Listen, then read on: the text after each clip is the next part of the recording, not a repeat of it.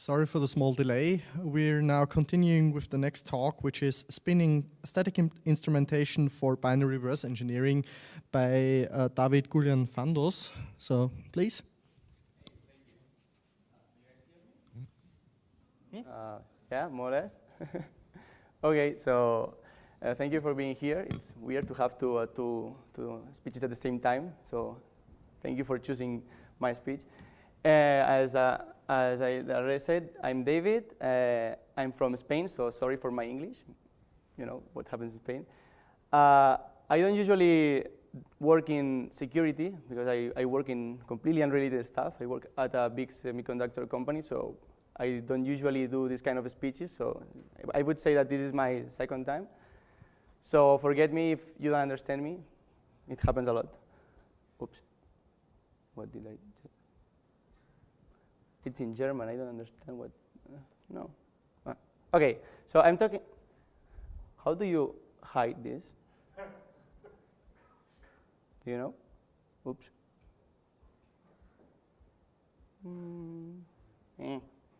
Go out. Go out.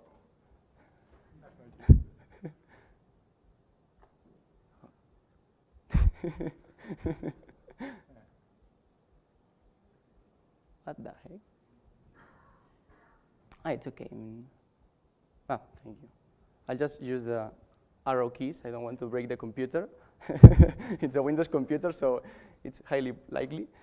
So I'm going to talk about a little bit about reverse engineering because I like lower stuff. I mean, low-level stuff.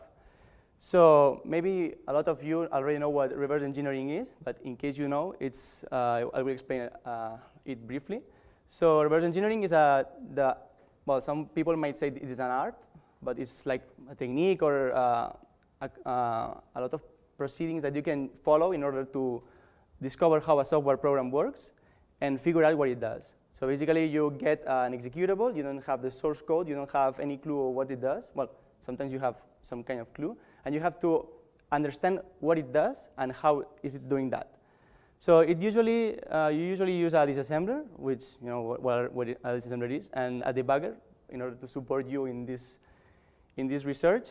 So far, nothing new here. I mean, many of us have done this. Oh, sorry, that is a PDF, so it was meant to have some kind of animation, but anyway. So maybe you know these programs here. This is IDA Pro, the other one is Oli DVG, and this is Insight, which are typical debuggers used by hackers in order to disassembly and patch software. So the question is, sounds easy, right? No, in fact, it isn't. Basically, debugging an application, especially a big one, a huge one, is boring. I mean, you can spend whole nights like I do, but it's really, really boring. So as I'm a lazy guy, and I said, okay, I want to figure out a way so I don't have to spend so much time in order to disassemble a program.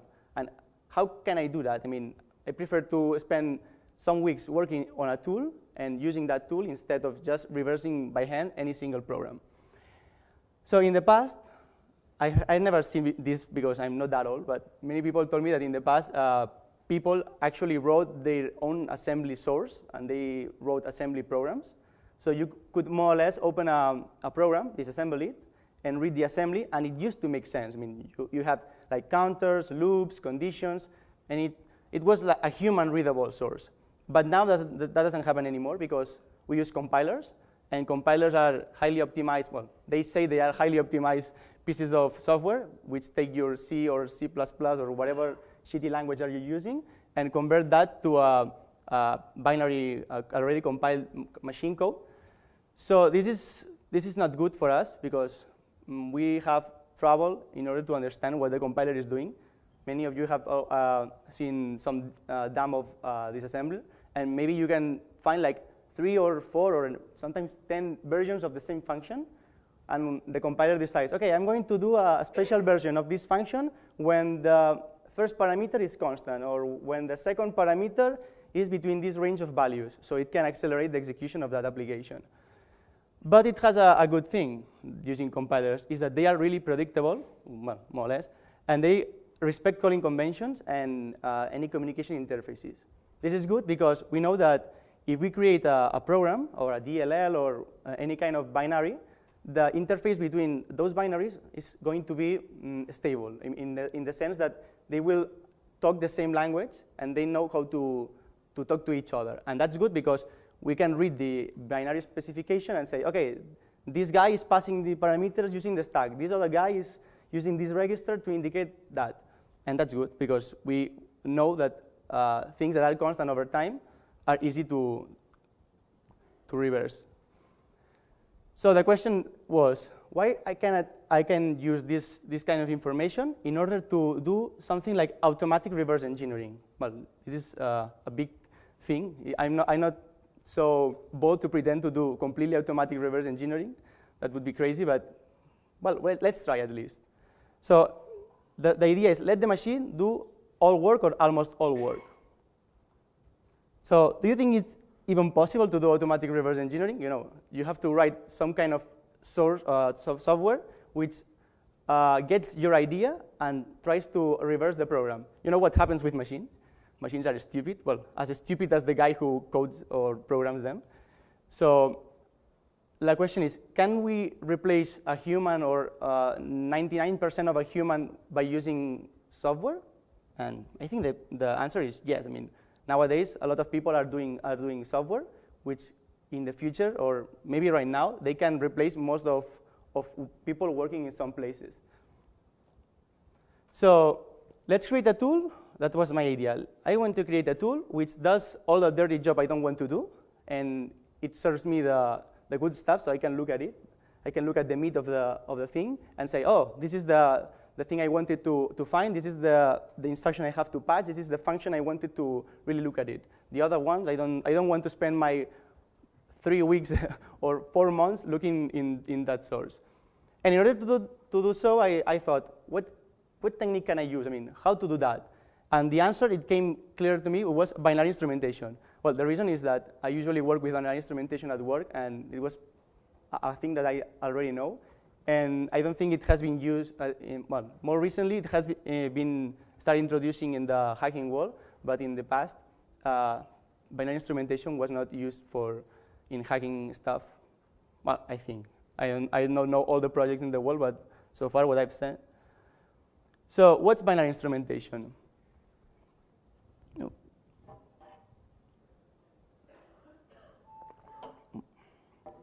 So binary instrumentation is a technique. It's not really modern technique, but it has been used for many years. But it's a technique which allows us to get an executable and modify this executable so we can do a lot of nice stuff with these modifications. For example, we can modify the behavior of the program at runtime. So we get the executable, we add some stuff there, and we can force the executable to behave in a different way that it usually behaves. But it's typically used in a, let's say, non-intrusive way. So we modify the executable, we take a look at some stuff in there, and we extract some conclusions and some information out of the binary, of the software. And it works at assembly level. So it basically picks the executable, disassembles it, and starts doing stuff with the disassembly itself. There are a lot of tools. Maybe the most famous one is Pin, is Intel's tool. But there are also free alternatives like Dynamorio or Valgrind.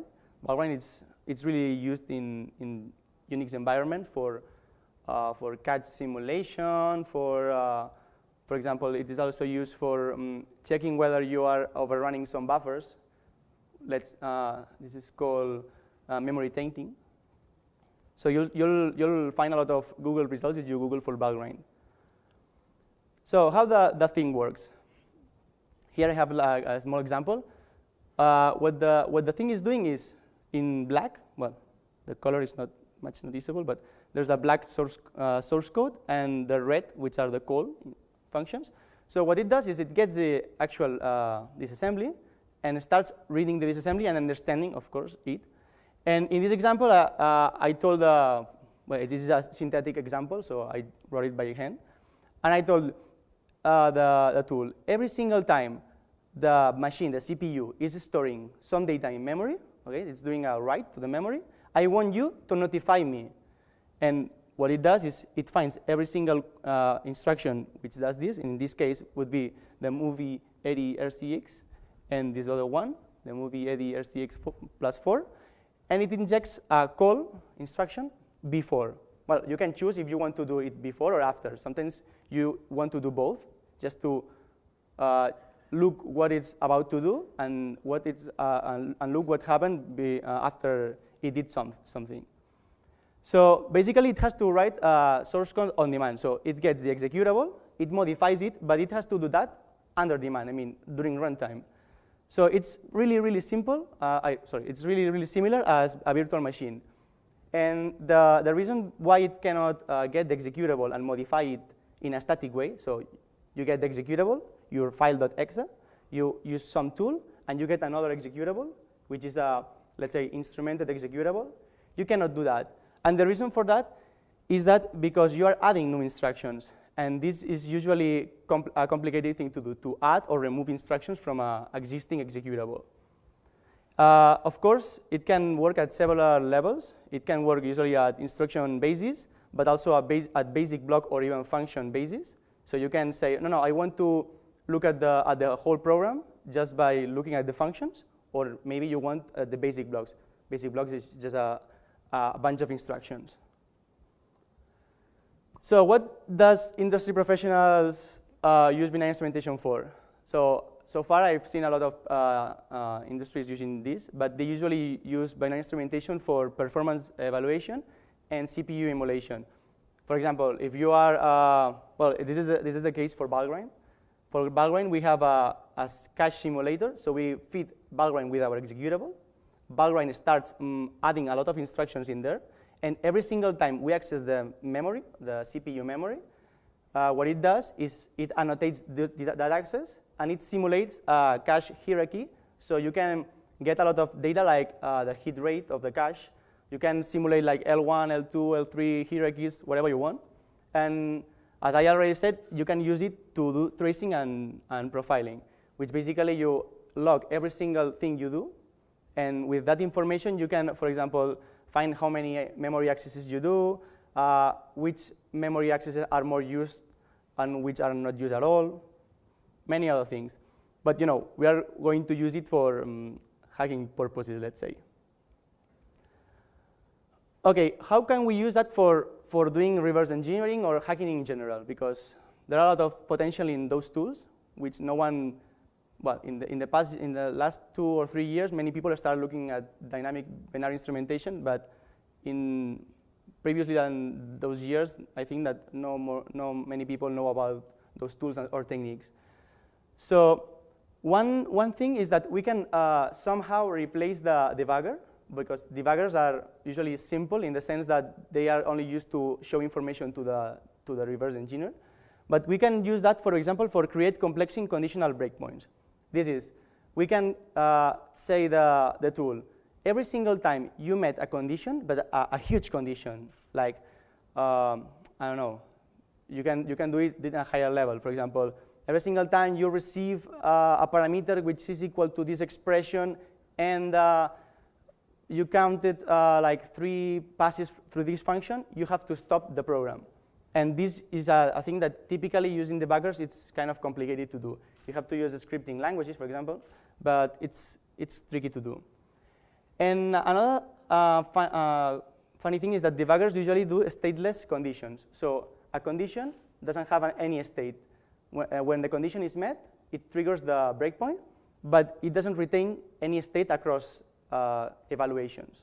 So we can add our own memory and save that like a state machine. So we can say, we want to stop in that function whenever this function, with this condition is met, but only 1 time out of 10, for example. That would be a simple example. And for tracing and logging, it's really interesting. I mean, a lot of debuggers have already tracing capabilities, but we can go a little farther than what they are already doing. And the most interesting thing, which hopefully I'll show you in the demo, is that we can modify the application behavior. This is a thing that debuggers can do, but they are somehow limited to what they can really do. So my idea was, I'm trying to reverse engineer a software piece, I don't know, a browser, some application, And I don't want to read a lot of machine code because it was generated by a compiler. The compiler does a lot of optimizations. I don't want to follow the whole thing, like thousands and thousands of pages. I want to think like if I was the creator of the application. So if I was the creator of the application, how would I have implemented this specific feature? And if you think like the guy who actually wrote the source code, you can deduce how the behavior of the program and the machine code will look like. And I said, OK, I want to work on a function basis. I don't want to really look at the disassembly, because it's really difficult to understand what disassembly does, for a machine at least. But I want to usually look at function calls, because usually the flow of calling functions, it's more interesting than the functions themselves. So I said, OK, I'm going to look for relevant functions. Let's say we'll see what a relevant function is, or we define it. And I'll use a complex breakpoints. So whenever I spot a function, I will evaluate some conditions and say, this function, it looks interesting for what I'm looking, or it doesn't look interesting, so I just discard it. And the thing is that we can look at the stack or the memory of the program, so we can do whatever we want. Every single time we see a function, we can analyze everything that is happening there. And of course, at the beginning, you write a very simplistic approach. So you have to actually log information to see what happens in there. And then you can refine your search. So it's very important to log everything you do. But with that approach, you can discard like 90% of the source code, well, of the machine code, and just get to the meat of the program, or to the meat of the thing you are looking for, which is usually, I mean, if you are hacking a program, you will usually look for the protection, for example. So instead of using pin, well, actually I started using pin as the binary instrumentation tool, but I just got bored of pin. It used to crash a lot with I was using a couple of big pieces of software, like browsers, and it used to crash a lot. So I just said, OK, I will write my own tool because I can. And I call it spin because it's like static pin. It's a static version of pin, a really, really simplified version of binary instrumentation tool. And spin is only capable of doing few things, but it does them really well. So what it does is it's a tool which runs in the application memory space. So it's hidden in the, well, hidden, yeah. It's injected in the software we want to analyze, like a DLL, something like this. So it can access all the information it wants about the software it is analyzing. It doesn't have to do any kind of inter-process communication, so it's inside the actual software. It allows us to see any kind of function call and analyze it, so we can step on any single function call and see all the information behind, which is hidden there.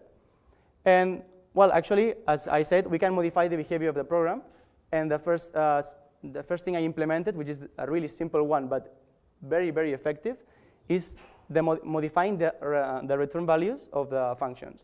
Because usually, well, in the current software developing paradigm, you usually you do like, for example, object.get whatever parameter you want to get, object.set whatever parameter you want to set.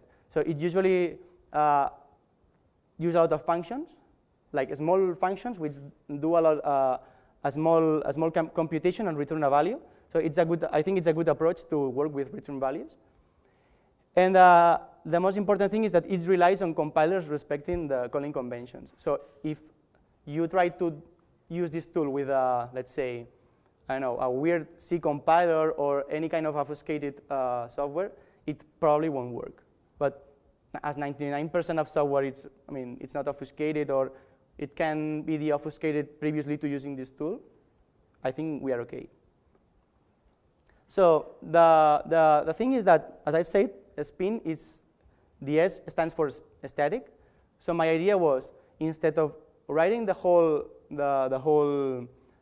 virtual machine code unit in order to do binary instrumentation, I will just go for the basic thing. So the thing is, if you add or remove any instructions in a basic block, you'll have to relocate the whole program. Okay? You will have to as you have removed some offsets there, you will have to say, okay, now all the jumps, all the calls, all the offsets are wrong. I have to remap all these things. And as we don't have the compiler relocation information, I mean, if we have the source code, we don't want to use this tool. But if we don't have the source code, we probably don't have also the relocation information. So in my case, I said, okay, as I don't want to perform any kind of virtual machine or relocating stuff, I will just go for the most easy and straightforward thing I can do, which is every single time I see a call instruction, I only support the call immediate, which is a 5-byte instruction. Every single time I see this call, I will just patch the call with a different address. And this is an address which points to a place which I control. I have some function put in this address. This way, the instrumentation is completely static. I don't have to relocate anything, and it usually works out of the box. So I don't have to do any smart things. It's as dumb as it sounds. But the thing is that it works really well. And the principle of injecting the program, as I said, is just like a regular DLL. So I just get the source code of my, well, the machine code of my tool. I inject that in the application space. Well, I think we'll see better in this example. So this is the target application.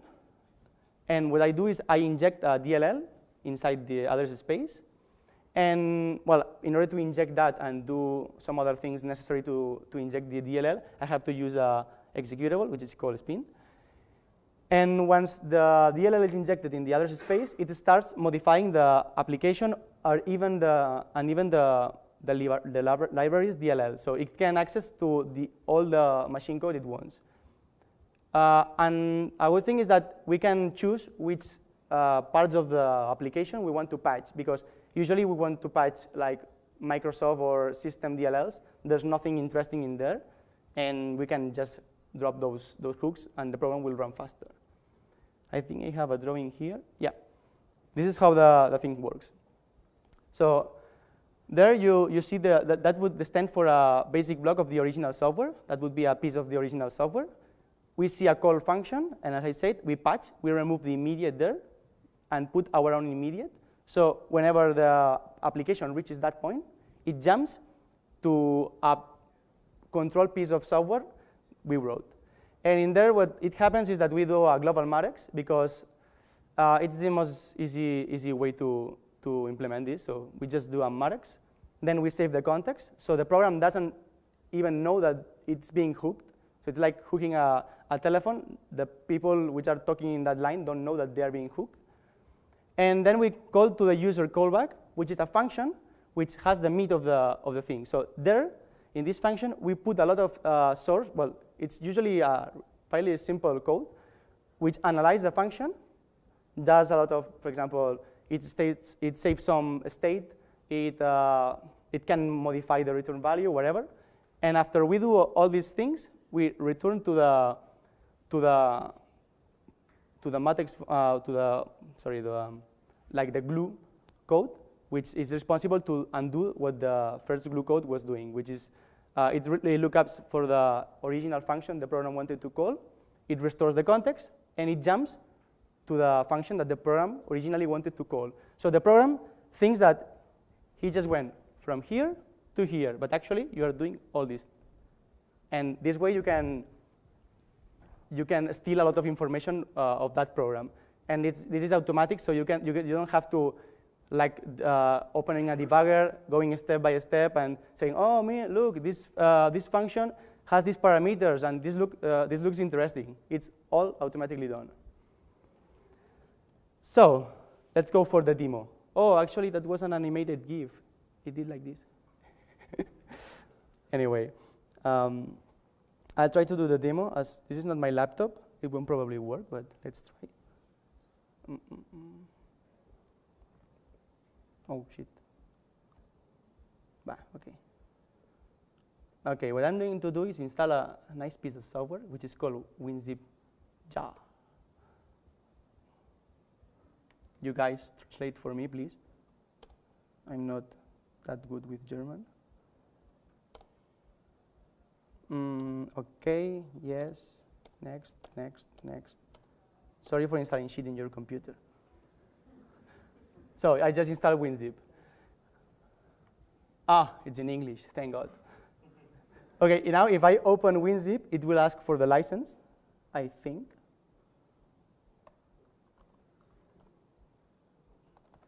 Where's the zeta in this keyboard?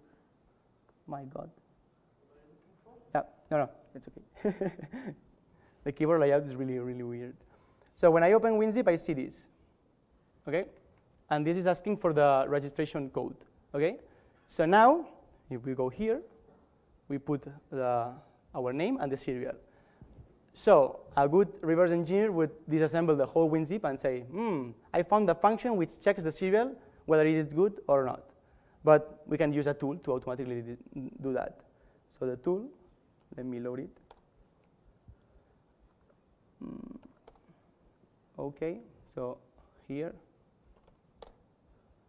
Okay, here we have a spin. Well, it's impossible that you guys are able to see that, but there's a spin.x program in this folder and a tool DLL program.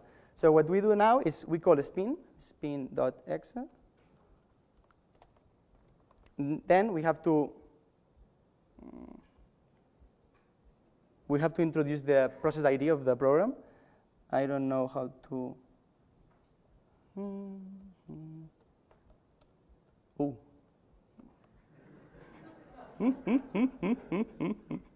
This is really funny, using someone's laptop. Oh, perfect. So now I want to see the process ID of WinZip. Optionen. Fuck. Ah, thank you. Which is the process? Ah, yeah, that's in English. We have now the process ID. So let's look for WinZip. It is here. It's 3668. Okay. Ah, yeah. We add the. Oops. Well, we first call spin.exe, then we put the process ID, and then we put actually the main name, which is WinZip32. WinZip32.exe, and then we press enter. Ooh, that was fast. And hope it worked. Okay, now I enter a hard-code username and password. This was in the source code, which I do not have here. And hopefully it worked. Wow, we just registered WinZip. Ta-da!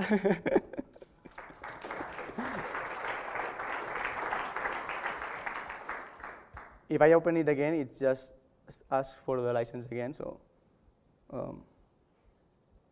yeah, it's here. So it keeps asking for the license because actually the modification was done during runtime. So it just patched, it hot patched the program. So what the source was doing, the source was checking, was assuming. Let me open the slides again. Sorry.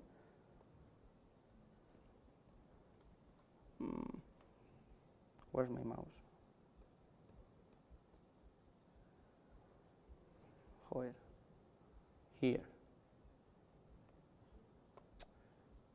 Sorry, guys. Using someone else's laptop is a pain in the ass.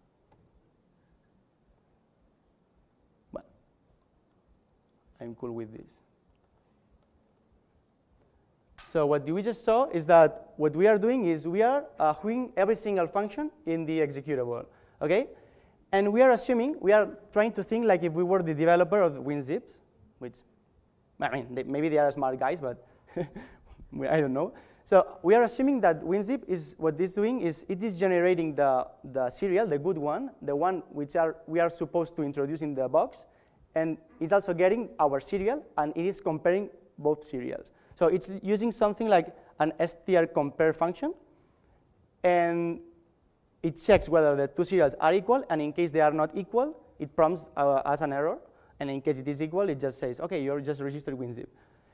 And what we are doing is we are looking for an strcmp-like function. So it's a function which has at least two parameters.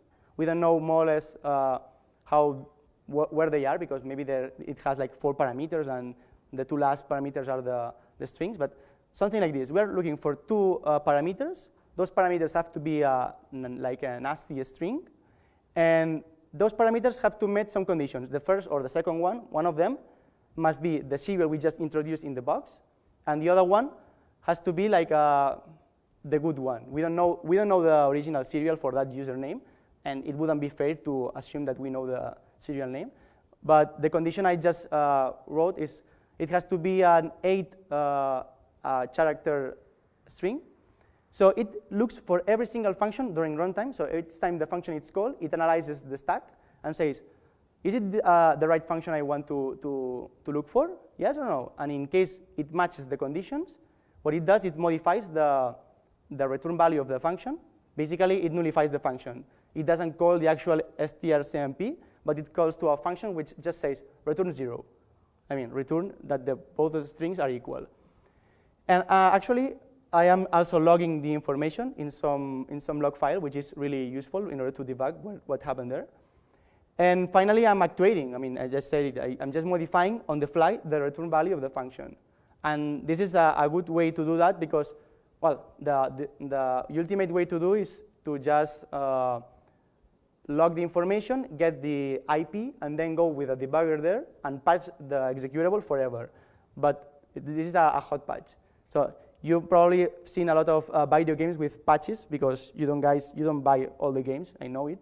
And probably you'll find some patches which don't patch the original executable because it usually checks itself, but it hot patches the executable in memory.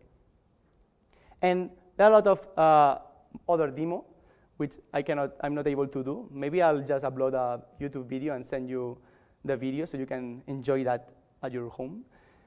And the 2 demos, well, one of them, it's really complicated to do with my laptop, and the other one is in the other laptop. So the first one, it's a demonstration which basically I try to do more complicated things. I use a C++ program which has classes.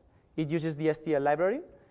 And we have a problem there because a C program is really, really simple. But when C++ appears, there's a lot of different calling conventions. Microsoft has its own calling convention. GCC has the standard calling convention. So you have to, before using a spin, or either you create a full-blown function checking which cares about every single compiler, or you look at which compiler is using the program. So this is one point. And the other point is that we can de-instrument functions. This is when we are analyzing the call functions. We can say, I found this function, and this doesn't look interesting. And I found this function many times. So what I want to do is not analyze this function anymore. I want to revert the patch I did to the call function. This is really interesting because when you analyze a big software, in my example, I use a browser, Opera. Basically, when you open Opera with my tool, it's impossible to use. You click on new tab, and it takes like 2 minutes to open a new tab. So if you add a condition which is able to determine whether a function is interesting or not, you can reverse the patch, and it's way faster. I mean, you don't even notice that the program is being debugged or hooked in this way. And well, many other stuff can be done, like looking for pattern across calls, but I didn't really look into that. I just did 3 proof of concepts just to make the presentation. And in this example, what I did is I chose a program, as I said, a C++ program. It's a nice program to brew your own beer. And this program has a serial protection, and it's really easy to crack it because you only have to check whether the string it matches the serial, and then you have to make the string return a non-zero value. In order to do so, you have to be careful because as it's using an std string, it's not that straightforward. You have to load a pointer in a structure, in a class, and it's a little bit tricky, but it can be done, and it's better than using a debugger because this is a really complex condition. And probably, in order to implement this in a debugger, you will have to use scripting languages. And this was the demo I wanted to show you, but as my laptop decided not to work today, I'll explain it. Basically, I was doing a form grabber for all the browsers, and Opera kept resisting. So I said, you'll see. And I picked a fairly simple condition. I said, every single time you reach a function which has at least one parameter, which is a pointer, it has to be a pointer, and this pointer points to some post or get request, you lock that into a file. And in case you see a function which only takes like integer values or pointers to non-data areas, you just drop that function and do not look at it anymore. And using this simple tool, it's like 10 lines of C code. Using this simple snippet of code, you could log every single post or get transaction, even in SSL mode. So the demonstration, it was like just a SSL website, an HTTPS website. You put in your password and serial, and you press OK. And what it happened is that it logged all your credentials in the file. So the idea is that even if you don't are able to hook it manually, you can use the tool to do so.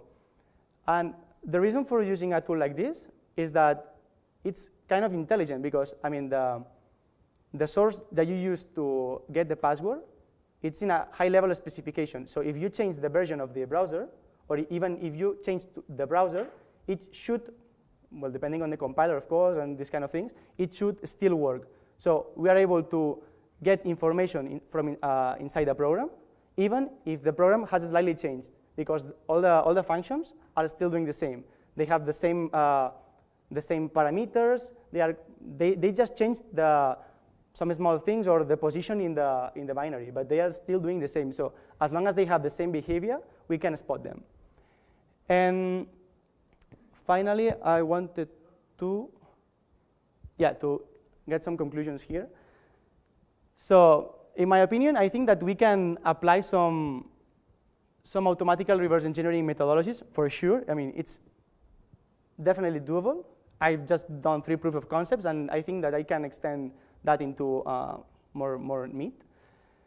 And it's smart enough that it can be used in production. So with just one tool, I mean, it is not a really complicated tool.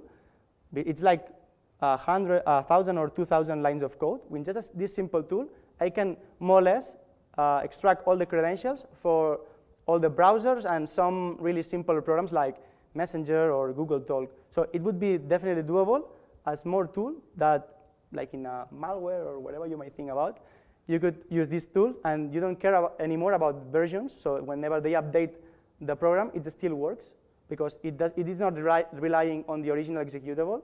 Usually, if you know, the game's patches usually do an MD5 checksum of the file, and in case you don't have exactly the same version of the executable, they refuse to patch the program, because the patcher doesn't understand the program. It just knows which byte has to overwrite. So with this kind of patching, which is a hot patching, you can do whatever you want. I mean, you can patch almost everything as long as you put some intelligence in the tool. But of course, we have some limits. The tool is not perfect, but it works. Pin can say that. It's not really suited for API hooking, because for API hooking, you usually use call tables, and the way we implemented this is not working with this kind of calls. And of course, if the executable is protected or obfuscated, it definitely won't work. But I mean, in the end, I just built a nice browser form grabber for me, so I'll got you all your passwords. And this is it. Thank you for hearing me, and I hope you are not bored.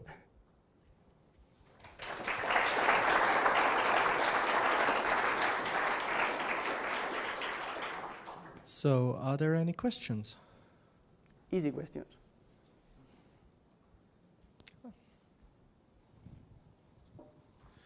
Hi. Do you have the source code to show us for the WinZip hook? Yeah, in my laptop.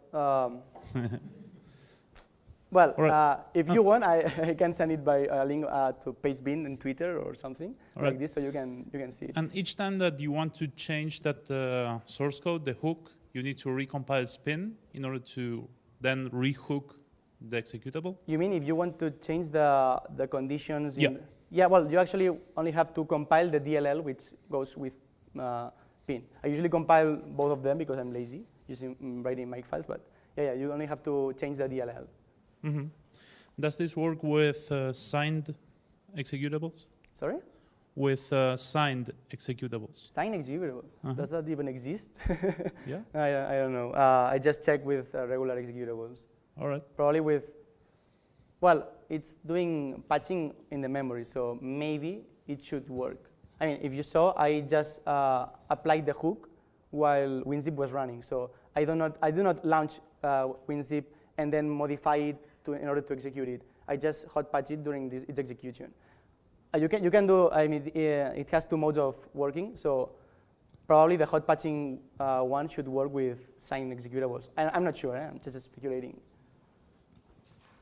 Okay, so.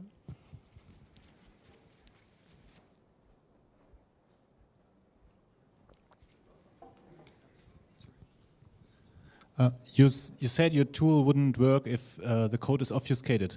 So, but if it's obfuscated, it's only a challenge between you trying to mimic the obfuscation or the obfuscator mimic his obfuscation in his compiler. So how would you rate this challenge?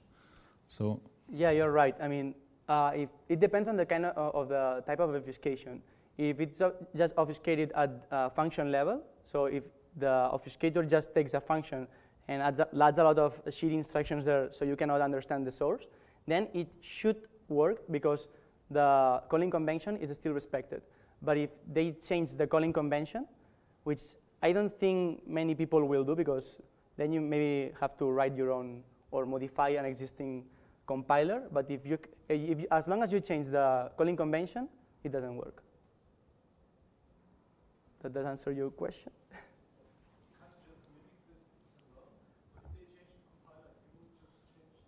Yeah, of course you can change it, but I mean, if you this tool has like some support for the most basic calling conventions, so yeah, I should have to add a lot of code in order to support the obfuscation. But as we know from Tarkov's law, it should be so change should then be parameterized, something like this. So is it possible to change these or do these changes like it's a key obfuscation and then you have trial, or is it every time a manual obfuscation? I don't think I'm following you. Maybe we can take that offline if you want.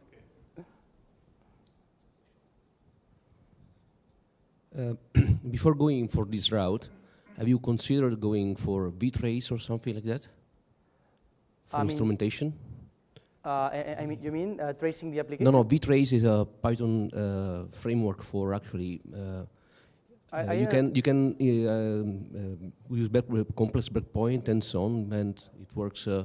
Mainly, you have the same result. Is I think a bit more powerful because it's also cross architecture. Have you consider that? I didn't consider that. But it should work. I mean, it probably would work. Yeah. Okay. So, any questions left?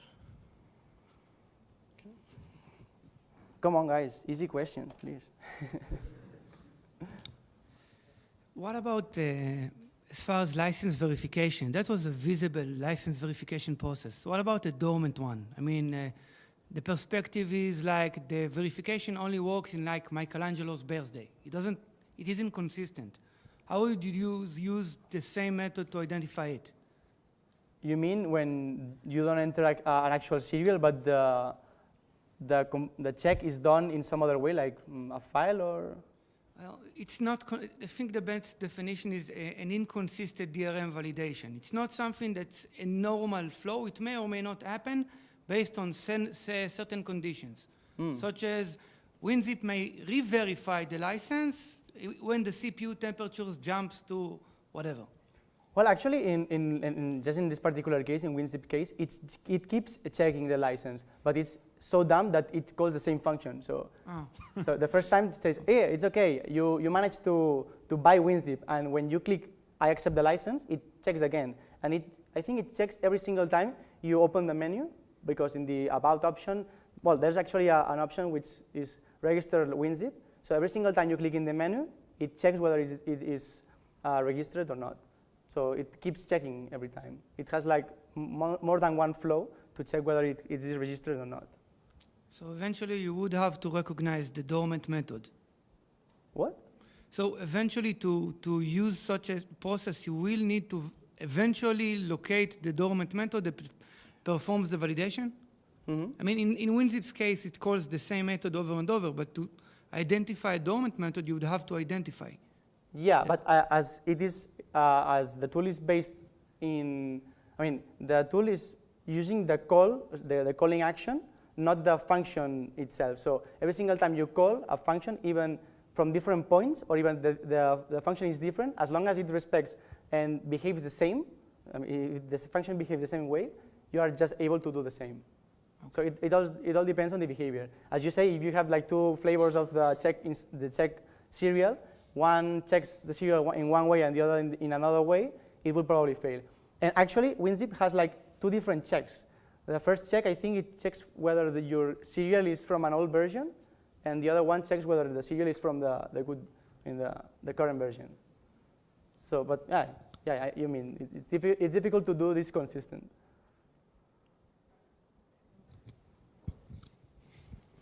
So I think we'll have one last question as we're a bit over time now, but yeah. Can you elaborate shortly why it's not possible to use for API hooking? Well, as I said, usually API hooking, well, usually, it uses an indirect call. So it calls using a register value, and I'm not patching those functions because patching an indirect call is a 2-byte opcode. So I would need more than 2 bytes in order to handle my patching. So it doesn't work right now. I mean, it's doable. It's definitely doable, but right now the tool doesn't support this. And if you want to do API hooking, you have plenty of tools which do that, and they are easier to use. Okay, so now I think we'll close the question and answer session here, but I think he will be available. Sorry? I think you will be available outside or during the meal or something. I won't run away. So, yes. We now have the lunch break, if I remember correctly. So, actually wrote their own assembly source, and they wrote assembly programs. So you could more or less open a program, disassemble it, and read the assembly, and it used to make sense. I mean, you had like counters, loops, conditions, and it was like a human-readable source. But now that doesn't happen anymore because we use compilers, and compilers are highly optimized. Well, they say they are highly optimized pieces of software, which take your C or C++ or whatever shitty language are you using, and convert that to a binary, already compiled machine code. So this is not good for us because we have trouble in order to understand what the compiler is doing. Many of you have seen some demo of disassembly, and maybe you can find like 3 or 4 or sometimes 10 versions of the same function, and the compiler decides, okay, I'm going to do a special version of this function when the first parameter is constant, or when the second parameter is between this range of values, so it can accelerate the execution of that application.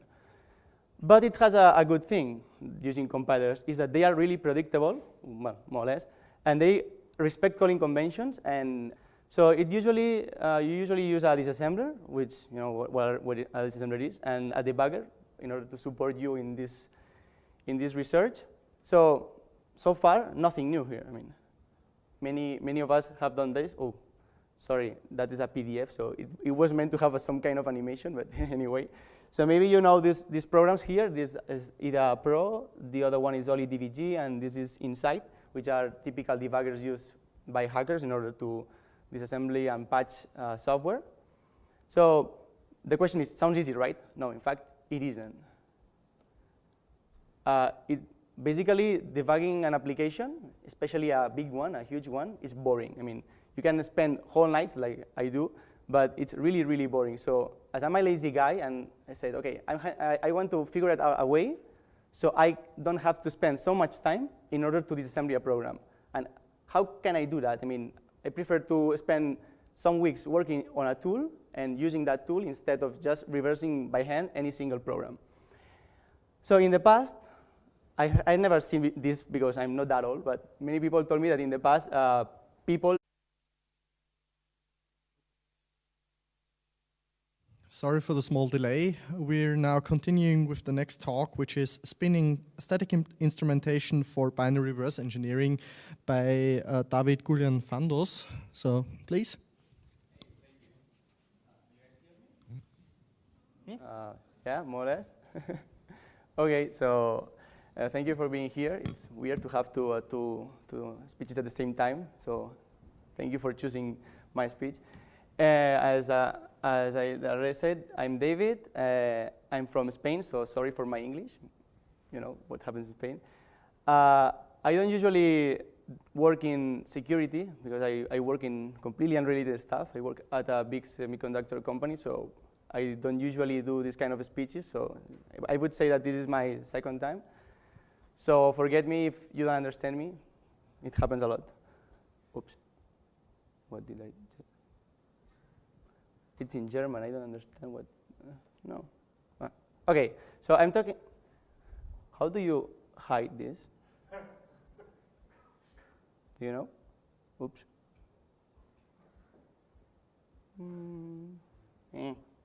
Go out. Go out.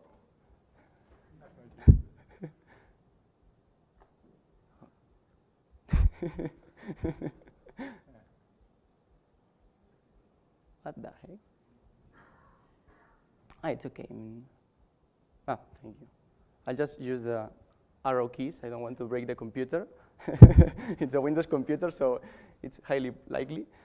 So I'm going to talk about a little bit about reverse engineering because I like lower stuff. Low-level stuff.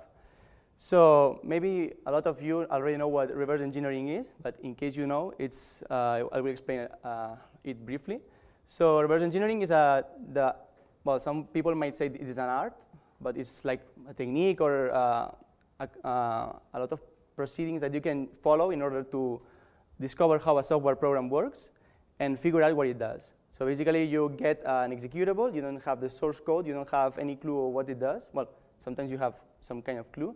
And you have to understand what it does and how is it doing that. Any communication interfaces.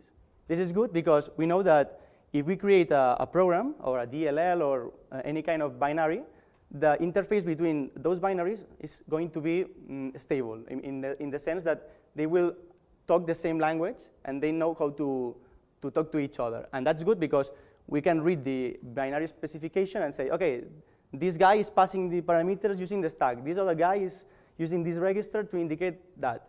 And that's good because we know that things that are constant over time are easy to reverse.